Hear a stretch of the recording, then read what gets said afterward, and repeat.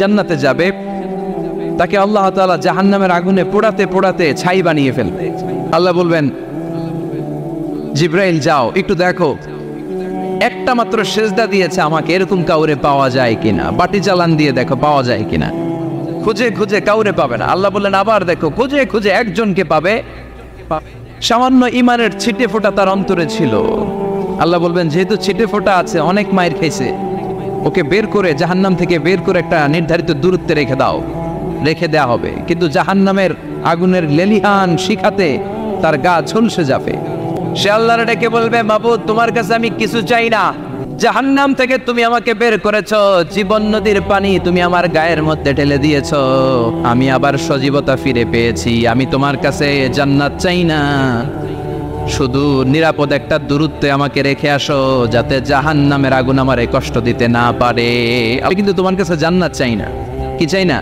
কি চাই না? জান্নাত চাই না, কিন্তু জাহান্নামের আগুন আমারে কষ্ট দিচ্ছে, এতটা দূরত্বে রাখো যাতে জাহান্নামের আগুন আমার গায়ে না লাগে।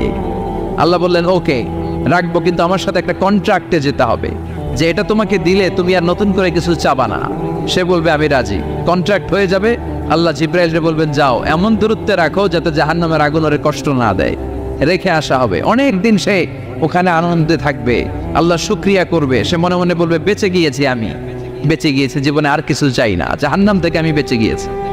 অনেকদিন থাকার পরে মনে মনে ভাববে পয়সা তো গেছি, কিন্তু নতুন করে একটু ট্রাই করে দেখি, চোখ দিয়ে অবলোকন করা যায় কিনা। সে আল্লাহরে ডেকে বলবে, আল্লাহ ইনদি সুআল, আমার একটা ফরিয়াদ আছে। কি ফরিয়াদ? আল্লাহ আগেই বলে রাখি আমি কিন্তু জান্নাতে যেতে চাই না। আল্লাহ তোমার জান্নাতটা তুমি কত সুন্দর করে বানিয়েছো, আমি একটা নজর শুধু দেখতে চাই। জান্নাতের দরজার সামনে নিয়ে যদি আমারে বসিয়ে রাখো, দ্যাটস ইনাফ। আল্লাহ বলে আমার ইজ্জতের কসম, আমার জালালিয়াতের কসম, আমার ক্ষমতা, আমার দাপটের কসম, আমার বান্দা আজীবন গুনাহ করবে, অন্যায় করবে, অপরাধ করবে, জুলুম করবে, একদিন অনুশোচনার পরে সিজদায় পড়ে যখন একটা ফোঁটা চোখের পানি ছেড়ে ক্ষমা চাইবে, আমি জীবনের সব গুনাহ মাফ করে দেব। সাহাবী বললে ইয়া রাসূলুল্লাহ বিয়ে করব। বিষ্ণু ইসা ইসলাম বললেন মোহরানা আছে? নাই। কি আছে? কই কিচ্ছু নাই। তো কিচ্ছু না থাকলে বিয়ে করবা কেমনে? কোরআন পারো? সাহাবী রাদিয়াল্লাহু আনহু বললেন পারি। এক মেয়েকে বললেন তুমি পারো? কয় না পারি না। বিষ্ণু বললেন আসো বিয়ে পড়াই দিই। দুইজনের বিয়ে পড়াই দিলেন।